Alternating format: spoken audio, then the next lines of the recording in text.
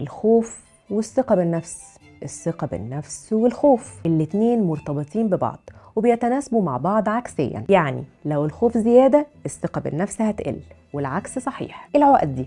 من الاخر احل المشكلة دي ازاي؟ بصي يا ستي، مفيش طفل زي التاني، وانتي كأم هتبقي عارفة ومذاكرة شخصية طفلك وعارفة نقاط القوة فيها اللي تقدري تشتغلي عليها. بمعنى البنت بتحب الرسم، يبقى ترسمي معاها في البيت وتجيبي لها كتب تلوين وتتفرجوا مع بعض على الانترنت على فيديوهات فيها طرق سهلة لرسم الشخصيات. ولو الحالة المادية تسمح ممكن تدخليها أكاديميات كده بتقدم حاجات حلوة بالنسبة للأنشطة وكورسات مفيدة ولطيفة لتنمية المهارات. ولو الولد مثلا بيحب يعمل أشكال بالصلصال ممكن مثلا يحب كمان إن هو يعمل أشكال بالجبس ويلونه، ولما يكبر شوية يتعلم إن هو يعمل حاجات بالفخار. أو لو هاويين رياضة معينة أو لو بيحبوا آلات موسيقية وبيحبوا يعزفوا عليها، في حاجات كتير جدا. المهم نشتغل على اللي هم بيحبوه واللي لما يبقوا أقوياء فيه هيثقوا بنفسهم، وبالتالي مش هيحسوا إن هم قليلين، وبالتالي مش هيخافوا. شاركوني واكتبوا لي في الكومنتس بتعملوا إيه مع أطفالكم عشان تخلوهم يثقوا بنفسهم زيادة.